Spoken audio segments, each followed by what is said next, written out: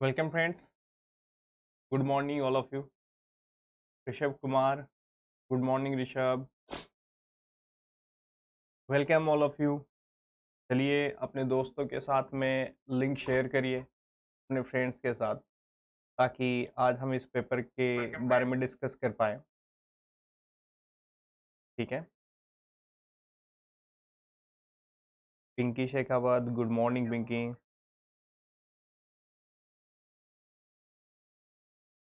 ठीक है। तो आज के सेशन के अंदर हम जूलॉजी और जूलॉजी के अंदर भी पेपर फर्स्ट और जो पेपर फर्स्ट है आपका जूलॉजी का, उस पेपर फर्स्ट के पहले 25 क्वेश्चन जो प्रीवियस 2016 में जो पेपर हुआ था उसकी जो भी डिस्कस करेंगे। ठीक है। तो क्या आंसर इनमें होने चाहिए, सही होने चाहिए, क्या इनमें करेक्ट आंसर होने चाहिए थे और क्या करेक्ट जो भी आंसर है और उसके पीछे लॉजिक क्या है, उनके बारे में हम डिस्कस करेंगे आज के सेशन के अंदर।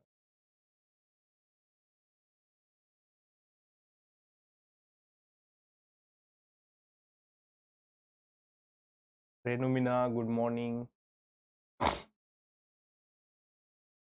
तो अपने दोस्तों के साथ में लिंक शेयर करिए जल्दी से जल्दी, और जैसे आप दोस्तों के साथ में फास्टली लिंक शेयर करेंगे, जैसे ही जो भी है हमारे पास स्टूडेंट्स, नंबर ऑफ स्टूडेंट्स आएंगे, तो जैसे स्टूडेंट्स आते हैं हम लोग क्या करेंगे, तो लेक्चर को शुरू करेंगे। ठीक है। आनंद विश्वकर्मा, गुड मॉर्निंग।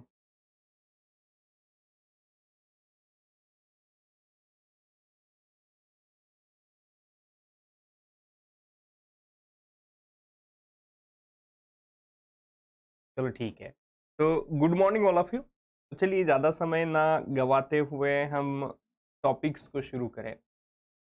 देखिए, पहला क्वेश्चन जो भी है, जो भी था पेपर फर्स्ट से आरपीएससी जूलॉजी के, ये इस क्वेश्चन को हम डिस्कस करेंगे। क्वेश्चन आपके सामने है कि क्वेश्चन जो भी है क्या रेज हुआ था, क्वेश्चन किस तरीके से जो भी पूछे जाते हैं। कौशल्या, पुरुषोत्तम सैनी, गुड मॉर्निंग। पूजा वर्मा, गुड मॉर्निंग। ठीक है। तो ये क्वेश्चंस आपके सामने जो भी है, यहाँ पे हमने Digambar Jagtap sir, good morning sir. तो चलिए, तो यहाँ पे हम एक एक क्वेश्चंस को डिस्कस करते हैं। लेकिन देखिए, क्वेश्चंस को डिस्कस तो हम करेंगे, लेकिन उससे पहले मैं आपको बता दूं, अगर अभी भी आप में से किसी ने आरपीएससी जो भी है जूलॉजी है, वो जूलॉजी के लिए फॉर्म फिल नहीं किया है, तो आप फॉर्म फिल कर दीजिए, क्योंकि ये एक गोल्डन अपॉर्चुनिटी है आप सब लोगों के लिए, जो जूलॉजी एस्पिरेंट्स हैं उनके लिए, ताकि आपको परमानेंट पोजीशंस है, असिस्टेंट प्रोफेसर की पोजीशंस है, वो नंबर ऑफ पोस्ट भी ज़्यादा है, तो सब लोग फील करें। ये आप लोगों को जो भी मेरी तरफ से कहना होगा। और ये जो आपका कोर्स जो भी है, या आप जो भी एग्ज़ाम का फॉर्म भरोगे और आपको ये जो एग्ज़ाम क्वालिफाई करना है और आपको जो भी है सहायक आचार्य पद के लिए जो भी नियुक्त होना है, तो उसके लिए आपके साथ में हम जो भी है हमेशा जुड़े रहेंगे आईएफएस की तरफ से। और हमारा बैच जो भी है शुरू हो चुका है, 23 नवंबर से जो भी है आरपीएससी का बैच आईएफएस की तरफ से जो भी शुरू हो चुका है, लॉन्च हो चुका है। तो अभी भी ज़्यादा समय नहीं हुआ है, ज़्यादा से ज़्यादा हम कह सकते हैं 3 दिन ही अभी तक जो भी है हुए हैं। तो आप लोग कोशिश करें कि ज्वाइन करें। ठीक है। आईएफएस की वेबसाइट्स के ऊपर सभी उसके डिटेल्स दिए गए हैं, तो आप एक बार इन कोर्सेज को ज्वाइन करिए। ठीक है। तो Ghanshyam Maurya, good morning sir ji, good morning. ठीक है। तो चलिए वन बाय वन एक एक क्वेश्चन को हम यहाँ पे डिस्कस करते हैं, ज़्यादा समय ना गवाते हुए। The type of pseudopodium found in amoeba, amoeba के अंदर किस तरीके का सूडोपोडियम पाया जाता है। मैं ये एक्सपेक्ट करता हूँ कि आप लोग भी इसके अंदर जो भी है पार्टिसिपेट करेंगे इस डिस्कशन सेशन के अंदर। मैं चाहता हूँ कि आप लोग भी इसके आंसर दें। क्या होगा? Type of pseudopodium found in amoeba, amoeba के अंदर किस तरीके का सूडोपोडियम पाया जाता है, इसके बारे में हम बात करें तो रेटिक्युलोपोडियम, ये इस तरीके का सूडोपोडियम अमीबा के अंदर पाया नहीं जाता।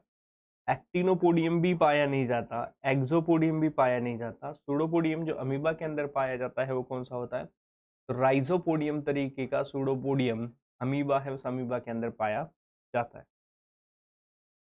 एक्सप्लेनेशन के हिसाब से अगर देखें आप, तो ये सुडोपोडिया जो भी है, यहाँ पे हम आंसर जो भी दे रहे हैं कि जैसे कि ये अमीबा है, उस अमीबा का एक स्ट्रक्चर है। अमीबा के स्ट्रक्चर के अंदर जो पर्टिकुलरली ऑब्जर्व होता है हमेशा कि अमीबा के अंदर किस तरीके का जो भी सुडोपोडियम पाया जाता है, तो वो ऐसा होता है राइजोपोडियम तरीके का सुडोपोडियम पाया जाता है। देन उसके बाद क्वेश्चन नंबर सेकंड के बारे में बात करें। विच of the following fish incubate egg in their buccal cavity? ऐसी कौन सी फिश है जो फिश क्या करती है, इंक्यूबेट करती है एग्स को उनकी बकल कैविटी के अंदर। अपनी बकल कैविटी के अंदर एग्स को इंक्यूबेट करने वाली जो फिश है, उस फिश का हमें नाम बताना है। चलो ठीक है, पिंकी रेनू आंसर दे रहे हैं, तो इस सेकंड नंबर के क्वेश्चन का आंसर दीजिए जरा, देखते हैं। सब लोग पार्टिसिपेट करिए तो पता चले कि जो भी है कैसे हम किसको जो भी आता है। तो सेकंड नंबर के क्वेश्चन का आंसर दीजिए कि ऐसी कौन सी फिश है, इनमें से कार्प्स है, सैल्मन्स है, शार्क है, देन काइक्लीड्स है, इनके अंदर जो भी है बताइए कि ऐसी कौन सी फिश है जो इंक्यूबेट करती है एग को अपनी खुद की ही बकल कैविटी के अंदर।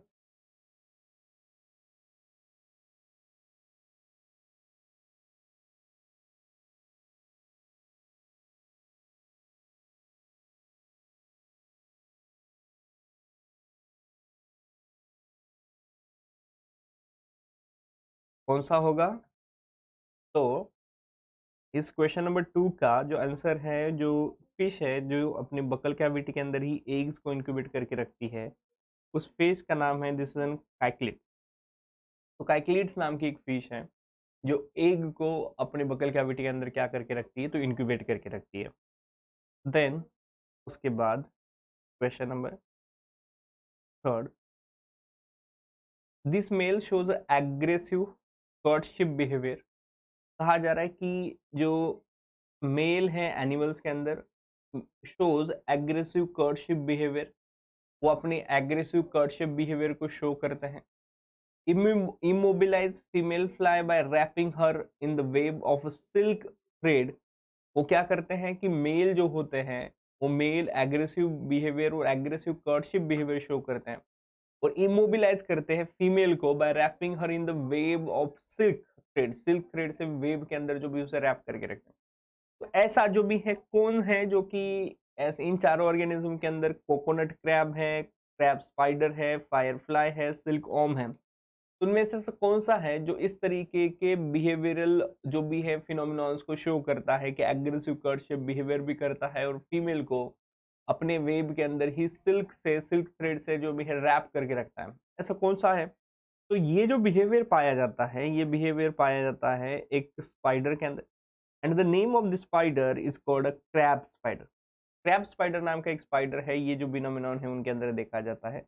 जैसे कि आप यहाँ पे देखोगे इस क्रैब स्पाइडर को, इनका ये इस तरीके का स्ट्रक्चर है और जो इस तरीके का यहाँ पे दिखाई दे रहा है कि ये नेट है, उस नेट का फॉर्मेशन कराते हैं सिल्क थ्रेड का, जिसकी वजह से वहाँ पे हम देखते हैं कि क्या कर दिया जाता है, तो फीमेल को रैप करके रखा जाएगा।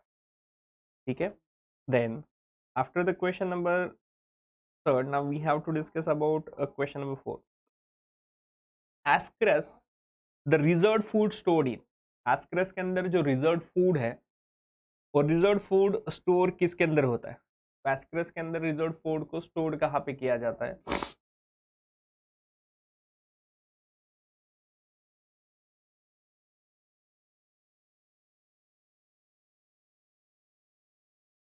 ठीक है शुभम, आप कह रहे हैं कि CSIR नेट के लिए topic live session start. Shubham अभी तो लास्ट सैटरडे को ही CSIR का पेपर हुआ है, ठीक है, और अभी जो लास्ट 1 ईयर से बच्चे प्रिपरेशन कर रहे थे वो अभी थोड़ा सा रिलैक्स हैं, ठीक है, तो अभी थोड़ा सा तो उनको रिलैक्स करने दीजिए। जैसे ही थोड़ा सा स्टूडेंट्स रिलैक्स होंगे, क्योंकि अभी ही लगभग वो जनवरी से स्टार्ट कर रहे थे सब लोग, तो प्रॉब्लम थी, अभी ज़रा थोड़ा सा उनको समय मिलेगा, थोड़ा सा फ्रेश होंगे तो वापस से हम शुरू करने वाले हैं। ऐसा नहीं है कि CSIR नेट के लिए नहीं शुरू करेंगे, हम CSIR नेट के लिए भी वापस से सेशन शुरू करेंगे। अभी तो उससे पहले जो भी है थोड़ा सा पेपर अभी हुआ है तो रिलैक्स करें। तो अभी तो RPSC का एग्ज़ाम जो भी अपकमिंग है या गेट का एग्ज़ाम अपकमिंग है, उसके लिए हम क्या करेंगे, डिस्कशंस करेंगे। तो in Ascaris the reserve for store in, तो रिजर्व फोर स्टोर एस्क्रस के अंदर जो भी है कहाँ पे स्टोर होता है इसके बारे में हमें बताना है।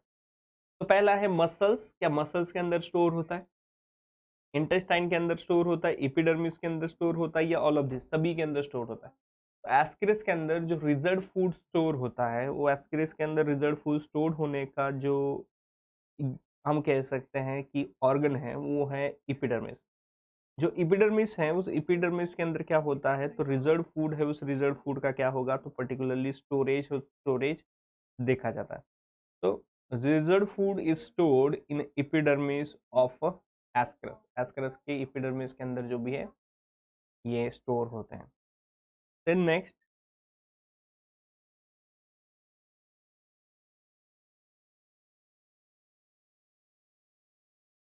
यहाँ पे क्वेश्चन नंबर जो V5 है उसके अंदर पूछा गया है, chiastoneury is associated with which phylum, ये किस फाइलम से एसोसिएटेड है, क्या ये प्रोटोजोआ से एसोसिएटेड है, अनिलिडा से, आर्थ्रोपोडा से, या मोलुस्का से। तो ये बहुत ही डायरेक्टली क्वेश्चन है। यहाँ पे ये जो चाइटोस्नेरी है ये इज रिलेटेड विथ और associated with the phylum Mollusca, Mollusca के फाइलम से ये क्या करते हैं, तो रिलेटेड है, रिलेटेड होते हैं। Science and technology, good morning. Then next, honey bee venom is use for the treatment of, ये जो भी है हनी बीज है, हनी बीज का जो वेनम होता है, हनी बीज का वेनम किसके ट्रीटमेंट के लिए इस्तेमाल किया जाता है, is use for the treatment of. Sir RPSC exam होगा, आरपीएससी एग्जाम के दीक्षा अभी फॉर्म आए हैं, ठीक है, और फॉर्म आए हैं तो एग्जाम भी जरूर होगा, ठीक है।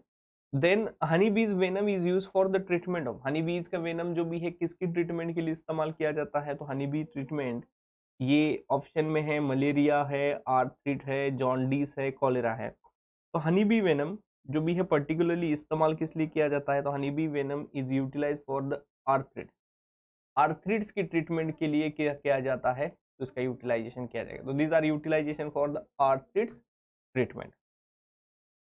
Then question number 7, the tree shrews are the best example of which type of mating behaviour, जो ट्रीज हैं उन ट्रीज के जो श्रीव्स है ये किस तरीके का मेटिंग का बिहेवियर है, mating which type of mating behaviour, ये किस तरीके का मेटिंग बिहेवियर को शो करते हैं, तो ये मोनोगैमस तरीके का मेटिंग बिहेवियर को शो कर रहे हैं। मोनोगैमस का मतलब होता है कि एट ए टाइम एक ही जो भी है पार्टनर है वो पार्टनर होगा मेटिंग के लिए, ऐसा जो भी बिहेवियर होता है उसे क्या कहा जाता है, तो मोनोगैमस बिहेवियर से रिप्रेजेंट किया जाता है। तो इसका आंसर क्या होगा, मोनोगैमस। तो डायरेक्ट क्वेश्चंस हैं, इनके अंदर कोई ज़्यादा एक्सप्लेनेशन के लिए हमें कोई ये नहीं है, स्कोप नहीं है। हाँ, क्वेश्चन नंबर 8, ये ज़रा कोर एनिमल फिजियोलॉजी से है कि जो किडनी है उस किडनी के अंदर जो नेफ्रॉन है उस नेफ्रॉन के अंदर ये जो बोमन्स कैप्सूल है वो बोमन कैप्सूल किससे लाइन होती है, किडनी और किडनी के अंदर जो बोमन्स कैप्सूल होती है वो बोमन्स कैप्सूल किससे जो भी है और जो भी लाइन होती है, जैसे कि हम किडनी है उस किडनी का स्ट्रक्चर है, उस स्ट्रक्चर देखें तो किडनी के स्ट्रक्चर के अंदर यहाँ पे कि कुछ इस तरीके से स्टार्टिंग के अंदर ही ये बोमन्स कैप्सूल है, बोमन्स कैप्सूल प्रेजेंट होती है। तो फिर उसके बाद में proximal distillated convoluted tubule, ascending loop of Henle, descending loop of Henle, वो बाकी चीज़ें आप जो भी हैं जानते हैं। लेकिन उसके अंदर ये जो बोमन्स कैप्सूल है उस बोमन कैप्सूल को लाइन है वो लाइन कौन करता है, क्या सीलेटेड क्यूबाइडल इपिथेलियम होते हैं, स्क्वैमस इपिथेलियम होते हैं, नॉन सीलेटेड या क्यूबाइडल या सीलेटेड कोमिलर इपिथेलियम। तो इनमें से जो सही आंसर है कि किस तरीके के जो भी इपिथेलियम के सेल्स वहां पे प्रेजेंट होते हैं, तो बोमन्स कैप्सूल को लाइन करने के लिए जो इपिथेलियम के सेल्स पाए जाते हैं वो कौन से होते हैं, स्क्वैमस स्क्वैमस इपिथेलियम के जो भी सेल्स है वो सेल्स वहां पे प्रेजेंट होते हैं। और स्कैमस इपिथेलियम के सेल्स को ही हम क्या कहते हैं, तो बोमन्स कैप्सूल के सेल्स को ही कैमस इपिथेलियम के सेल्स से जो भी है रिप्रेजेंट करते हैं, ठीक है। Then next question, true example of warning colourization is, warning colourization का जो भी है हम कहते हैं कि ट्रू एग्जाम्पल जो भी है वो ट्रू एग्जाम्पल क्या है? तो warning coloration is a true example of particularly इसका एग्जाम्पल है ये पूछा गया, तो जरा देखिए इसका जवाब दीजिए थोड़ा सा क्या होगा।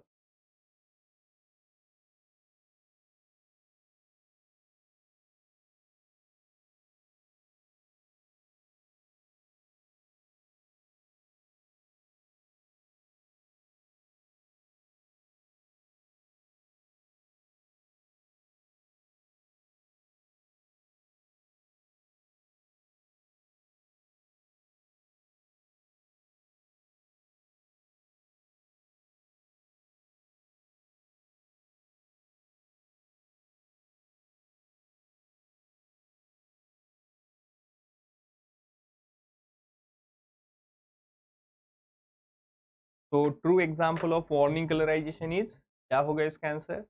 तो ट्रू कलराइजेशन और morning true example of warning colourisation, warning देने के लिए जो होता है उसमें रंतरा, ओरिएंटल या लोलिगो या ये ओरिएंटल फिश शिप नहीं है। This is an example of monarch butterfly. Monarch butterfly जो भी है इसका एग्जाम्पल, ठीक है। Correct answer is an monarch butterfly. Then question number 10, evolution of modern man approximately dates back to, कहा जा रहा है कि evolution जो है, और evolution किसका? तो particularly evolution modern man का। मॉडर्न मैन का जो इवोल्यूशन है अप्रोक्सीमेटली डेट बैक टू, कितने डेट पुराना है जो भी है इवोल्यूशनरी मॉडल मैन का? तो यहाँ पे ऑप्शन है 2 lakh year, 5 lakh year, 7 lakh year, 11 lakh year. क्या लगता है इनमें से क्या आंसर होना चाहिए? 2 लाख, 5 लाख, 7 लाख या 11 लाख? थोड़ा सा जियोलॉजिकल टाइम स्केल को हम डिस्कस करते हैं तो पता चलता है। मुकुल हडोत्रा का सवाल है कि चास्टोनी को एक्सप्लेन करिए। चास्टोनी मतलब ये प्लियोमार्फिक कंडीशन है प्रेजेंट इन ऑल गैस्ट्रोपोड्स, ये सभी गैस्ट्रोपोड्स के अंदर प्रेजेंट होता है, which is result of an evolutionary event called torsion in which intestine, heart, nephridia, gills and nerve twist, causing some organs to migrate from one animal's left to the right order to accommodate the relocation of the mental cavity। क्या होता है कि जो भी ये चाउड टेस्टोनिरियो, ये जो भी एक प्लियोमार्फिक कंडीशन है ये प्रेजेंट होती है गैस्ट्रोपोड्स के अंदर। यहाँ पे क्या होता है कि कुछ ऑर्गन बॉडी के राइट साइड से लेफ्ट साइड की तरफ माइग्रेट किए जाते हैं, उसे जो भी है टेस्टोनिरियो से रिप्रेजेंट किया जाता है। तो जो एग्जाम ये मॉडर्न मैन का अप्रोक्सीमेटली डेट बैक कितना है? तो 2 लाख ईयर्स। मॉडर्न मैन का जो भी हम कह सकते हैं approximately date back to the 2 lakh years. 5 lakh, 7 lakh से 11 लाख नहीं, 2 लाख इज करेक्ट आंसर, ठीक है। मोनिका ने सही आंसर दिया, पिंकी ने भी सही आंसर दिया, पीयूष ने भी बिल्कुल सही आंसर दिया। Then next question, dried skin of Polyodon is used as an abrasive for polishing furniture metal, it is known as, कहा जा रहा है dried skin of Scoliodon use as abrasive for polishing furniture, furniture की polishing के लिए इस्तेमाल किया जाता है। मेटल इज नोन एज, उस मेटल को क्या कहते हैं? क्या उसे ग्रीन कहते हैं, एम्बर्जीज कहते हैं, फिश ऑयल कहते हैं, या ऑल ऑफ दिस से? ये क्या है? तो इसे कहा जाता है दिस कॉल्ड एज एन शाग्रीन। तो इसे शाग्रीन से जो भी है रिप्रेजेंट हो रिप्रेजेंट किया जाता है। देन नेक्स्ट, ये बहुत ही डायरेक्ट क्वेश्चन है। The term Annelida was coin by, term Annelida को सबसे पहले जो भी है कॉइन किसने किया है? रेनू मीना बिल्कुल सही। एनिलिडा कॉइन को टर्म किसने किया है? मोनिका सैनी 1, चलो ठीक है। इस क्वेश्चन का जवाब दीजिए कि term Annelida was coin by, किसने एनिलिडा टर्म को कॉइन किया है? या हु एक्सप्लेन्स, सबसे पहले एनिलिडा टर्म को सबसे पहले किसने एक्सप्लेन किया?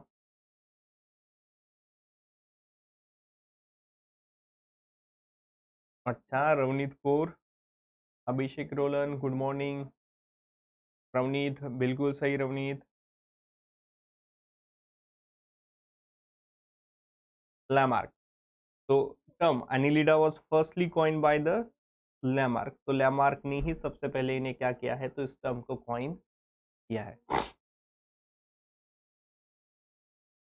तो इनका आंसर क्या है, लैमार्क से हम यहाँ रिप्रेजेंट करें। Then question number 13, which of the following is declared at Ramsar site in Rajasthan. Rajasthan के अंदर रमसार साइट को कौन सी ऐसी साइट है जिसे जो भी डिक्लेयर किया गया है रमसार साइट इन राजस्थान। तो ऐसी कौन सी साइट है जिसे कि राजस्थान के अंदर डिक्लेयर किया गया है, तो आपके पास में ऑप्शन है Ranthambore national park, Sariska tiger reserve, desert biosphere reserve, और फोर्थ है कियोलेडियो नेशनल पार्क। तो इनमें से कौन सा ऐसा ऑप्शन है जो कि हम कह सकते हैं कि ये रमसार साइट है राजस्थान के लिए।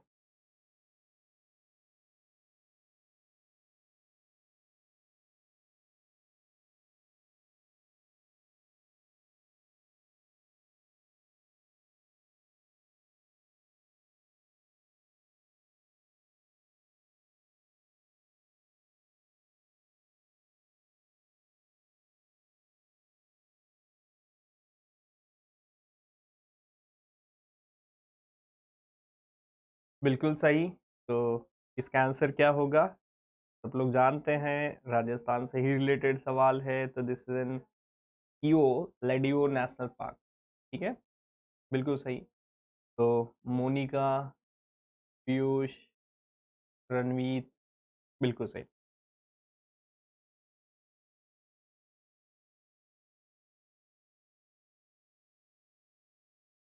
Then question number 14, the idea of red data book was given bye.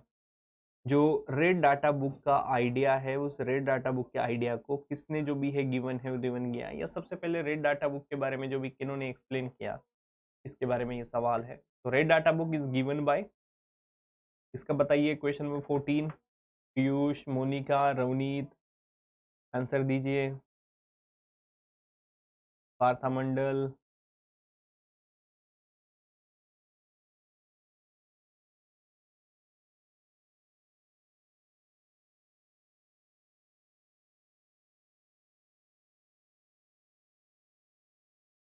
क्या होगा, red data book is given by, किन्होंने दिया था। तो रेड डाटा बुक जो भी है यहाँ पे ऑप्शन है रोनाल्ड, पीटर, डेविड, क्यू, इनमें से किन्होंने दिया था। तो red data book is given by, answer Peter Scott. तो सबसे पहले रेड डाटा बुक जो भी आइडिया है उसको किसने दिया था, तो पीटर स्कॉट ने दिया हुआ था। Then question number 15, theory of recapitulation, theory of recapitulation for evolution was proposed by। recapitulation के लिए, theory of recapitulation के लिए जो theory दी गई है evolution के अंदर, उसे propose किसने किया था। तो the theory of recapitulation for evolution is proposed by किसने प्रपोज किया था। यहाँ पे ऑप्शन है कि विजमैन, हैकल, लैमार्क, वैलेस, इनमें से किस कौन है जिन्होंने पर्टिकुलरली इस रिकैपुलेशन की थ्योरी को प्रपोज किया था। तो क्वेश्चन नंबर 15 का आंसर दीजिए जरा।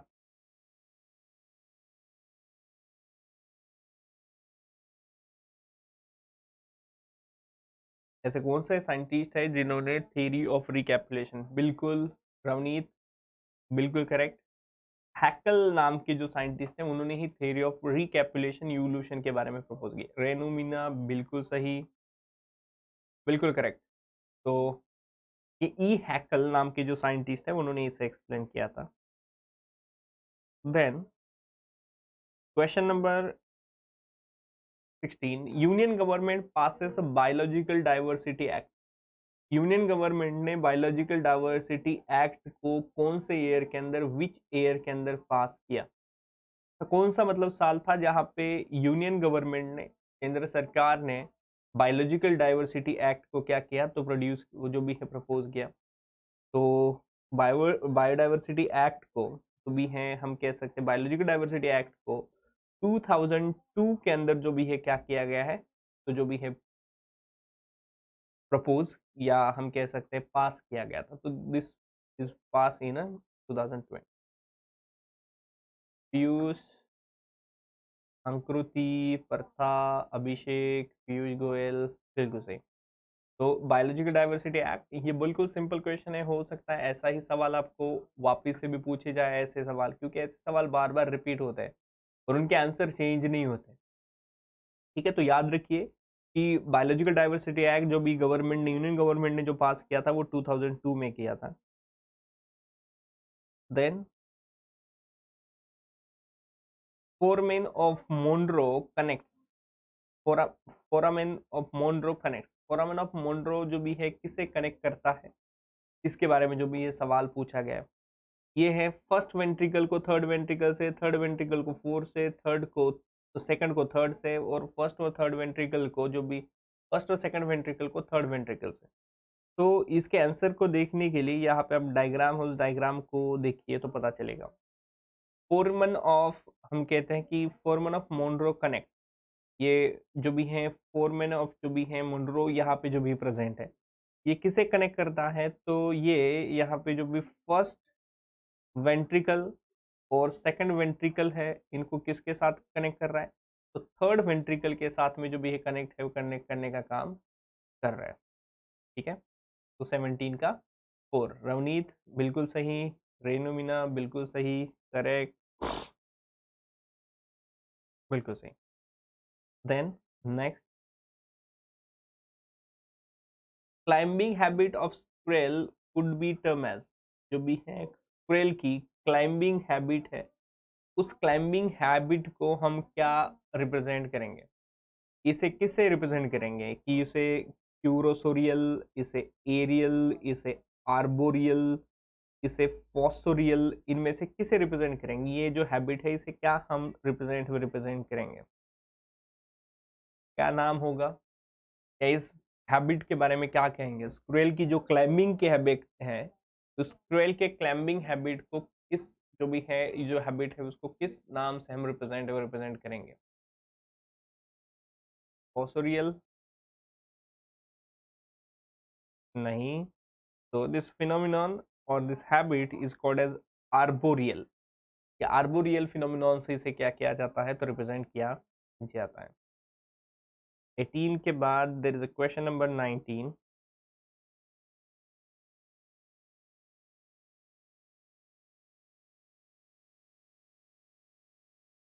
पूछा गया है scientist who coined the term taxonomy, taxonomy term को सबसे पहले कॉइन किसने किया था। ठीक है, तो साइंटिस्ट, ऐसा कौन से साइंटिस्ट है जिन्होंने सबसे पहले जो भी किया था, तो De Candolle, Simpson, Blackwelder, Davis and Heywood, इनमें से कौन से साइंटिस्ट हैं जिन्होंने टैक्सोनॉमी टर्म को जो भी कॉइन किया गया, तो टैक्सोनॉमी टर्म को कॉइन करने का काम जो भी है डी कैंडोले है, उन्होंने जो भी है किया हुआ है। मोनिका बिल्कुल सही, तो डी कैंडोले नाम के साइंटिस्ट हैं, उन्होंने ही इसे सबसे पहले जो भी है टर्म कॉइन की है टैक्सोनॉमी। रेनोमिना, रवनीत कौर, बिल्कुल सही, बिल्कुल करेक्ट। देन 19 के बाद there is question number 20। Which gland secretes oil like liquid to keep cornea of the eye smooth? हमारी आईज की जो कॉर्निया है उनको स्मूथ रखने के लिए ऐसे कौन से सेल हैं जो कि विच ग्लैंड, वो ऐसा कौन सा ग्लैंड है जो ऑयल लाइक लिक्विड को सिक्रेट करता रहता है, क्योंकि कॉर्निया हमारी जो भी स्मूथ है समुद्र है। Sudorific gland, lacrimal gland, meibomian gland and terminal gland, इनमें से कौन सा ऐसा ऑप्शन है कि जहाँ पे हम कह सकते हैं कि ये पर्टिकुलरली क्या करते हैं, तो हम कह सकते हैं कि ये स्मूथ मसल्स या कॉर्निया को स्मूथ करने के लिए, आईज की करने के लिए ऐसे कौन से ग्लैंड के सेल्स हैं, तो इनमें से जो आंसर है वो है देयर इज एन मेलिबोमियन ग्लैंड के जो सेल्स हैं, लैक्रिमल ग्लैंड नहीं, मेलिबोमियन ग्लैंड के जो सेल्स हैं, जो हम बात करते हैं कि कॉर्निया जो आई है उसको स्मूथ रखने के लिए काम कर रहे हैं, लैक्रिमल ग्लैंड नहीं, the correct answer is meibomian gland.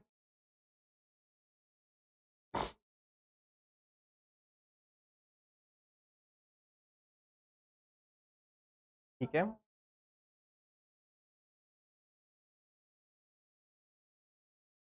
Then question number 21, the part of brain known as a set of emotions, ऐसा हमारे ब्रेन का कौन सा पार्ट है जो कि इमोशन से रिलेटेड है? इमोशन से रिलेटेड कौन सा पोर्शन है? इमोशंस, ऐसा है कि यहाँ पे ऑप्शन है hypothalamus, limbic system, medulla oblongata, cortex. तो ऐसा कौन सा पोर्शन है हमारे ब्रेन का जो कि इमोशन से रिलेटेड है, जो इमोशन से जो भी है रिलेटेड पोर्शन है? तो इसका जवाब दीजिए। लिम्बिक सिस्टम, बिल्कुल सही पीयूष, करेक्ट।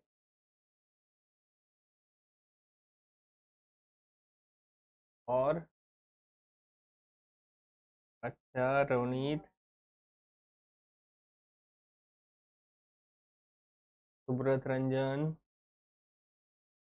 सुब्रत रंजन मेडो ऑब्लिंगेटा कह रहे हैं, Shivani Kaushik, limbic system, correct. ठीक है, तो जो इमोशन से रिलेटेड है वो कौन है? लिम्बिक सिस्टम है। ठीक है, limbic system is correct answer. Then the terato the teratogenesis congenital occurrence of pig-like limbs in human is called। तो teratogenesis congenital occurrence of peg like limbs in humans के अंदर जो पेग लाइक जो भी limbs दिखाई देते हैं humans के अंदर, उसे क्या हम रिप्रेजेंट करेंगे? तो माइक्रोमेलिया, माइक्रोमेला, सॉरी माइक्रोमेलिया, मेरोमेलिया, माइक्रोफैलेमिया, ये फिनोमिनॉन्स है। तो इनमें से ऐसा कौन सा फिनोमिनॉन है जिस फिनोमिनॉन को हम ये रिप्रेजेंट कर सकते हैं कि congenital occurrence of peg like limbs in human is called? तो टेराटोजेनेसिस के अंदर कंजेनिटल ऑकरेंस हो रही है जो भी है पर्टिकुलरली पेग लाइक लिम्स की, तो ये फिनोमिनन क्या है? अगर कहीं पे एक्स्ट्रा लेग है, वो एक्स्ट्रा लेग लिम्ब का फॉर्मेशन हो रहा है, एक्स्ट्रा लिम्ब का फॉर्मेशन कहीं पे हो रहा है, टेराटोजेनेसिस का मतलब होता है डेवलपमेंटल डिफेक्ट, और डेवलपमेंटल डिफेक्ट के अंदर एक से ज्यादा कहीं पे लिम्ब का फॉर्मेशन जो भी हो रहा है, तो this phenomenon is called as micromelia. जैसे कि हम यहाँ पे डायग्राम से रिप्रेजेंट करें कि यहाँ पे क्या हो रहा है कि ये कोई एक चाइल्ड है जिसके अंदर आप देख रहे हैं कि कुछ अलग ही तरीके की जो भी है ये फॉर्म हुआ है, अलग ही तरीके का पेग लाइक ही जो भी है लिम्ब का फॉर्मेशन हुआ है। यहाँ पे आप ऑब्जर्व जो भी है इसे कर सकते हैं, this is N formation of pig-like limb. So this phenomenon is called as an micromelia. Then question number 23. Human heart, the the basseous wall is present in। Human heart के अंदर द बेसियस ऑल कहाँ पे present होती है? Left auricle, right auricle, coronary sinus, aorta. यहाँ पे the बेसियस all कहाँ पे प्रेजेंट होती है? द बेसियस ऑल, तो दीजिए आंसर, कहाँ पे प्रेजेंट होती है?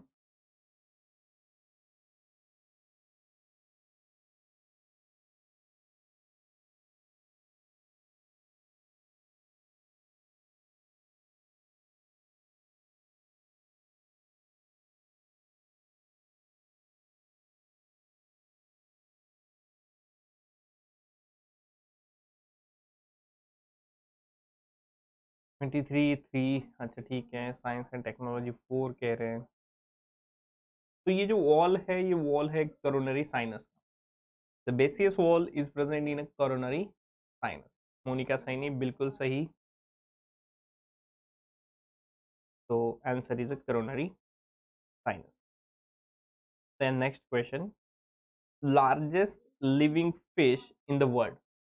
वर्ल्ड के अंदर की सबसे लार्जेस्ट लिविंग फिश कहाँ कौन सी है? यहाँ पे चार ऑप्शन है। इन 4 ऑप्शन के अंदर से हमें ये बताना है कि कौन सी फिश जो भी है लार्जेस्ट है वर्ल्ड के अंदर।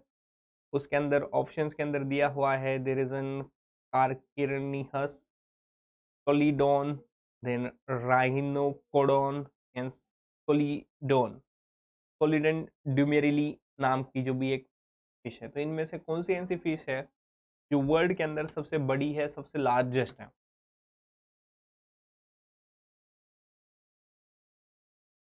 पार्थामंडल थर्ड,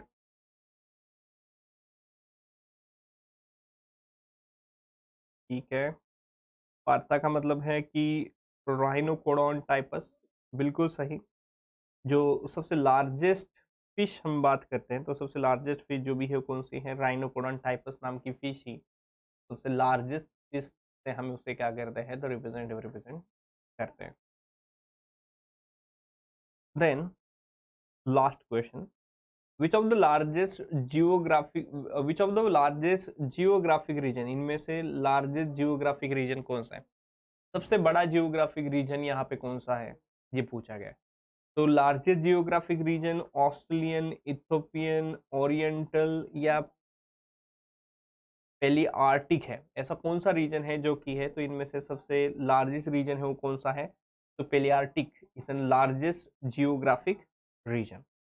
ये जो भी है इसका आंसर क्या है, तो दिस एन पेलियोआर्टिक, तो द लार्जेस्ट रीजन है, ठीक है। तो यहाँ पे ये सभी के सभी क्वेश्चंस हमारी जो भी है यहाँ पे कंप्लीट हुए। ये सभी क्वेश्चंस जो 25 क्वेश्चंस थे उसका हमारे जो भी यहाँ पे कंप्लीट हुए। नेक्स्ट भी आने वाले 2 दिनों के अंदर भी कल हम बात करेंगे कि कल के जो सेशन होगा, कल भी 10 बजे सेशन है। कल के सेशन के अंदर 10 बजे के सेशन के अंदर जो भी हम बात करेंगे कि धवल सर हैं, कल धवल सर हैं, वो आपको और जो भी है 25 क्वेश्चन जो भी हैं पेपर फर्स्ट के वो एक्सप्लेन करेंगे। ये धवल सर आपको जो भी पढ़ाने जा रहे हैं वो कल पढ़ाने जा रहे हैं 27 नवंबर को। और उसके बाद में एनिमल फिजियोलॉजी के ही दूसरे टीचर हमारे हैं, या जो जूलॉजी से रिलेटेड है, वो प्रांशु सर हैं। वो भी 25 क्वेश्चन लेंगे, ये आपको 28 नवंबर को प्रांशु सर भी आपका जो भी है पढ़ाएंगे, ठीक है। तो आज के सेशन के अंदर हम यहीं पे रुकते हैं। आप वीडियो को लाइक करिए, सब्सक्राइब करिए, ठीक है। Thank you, thank you, thank you.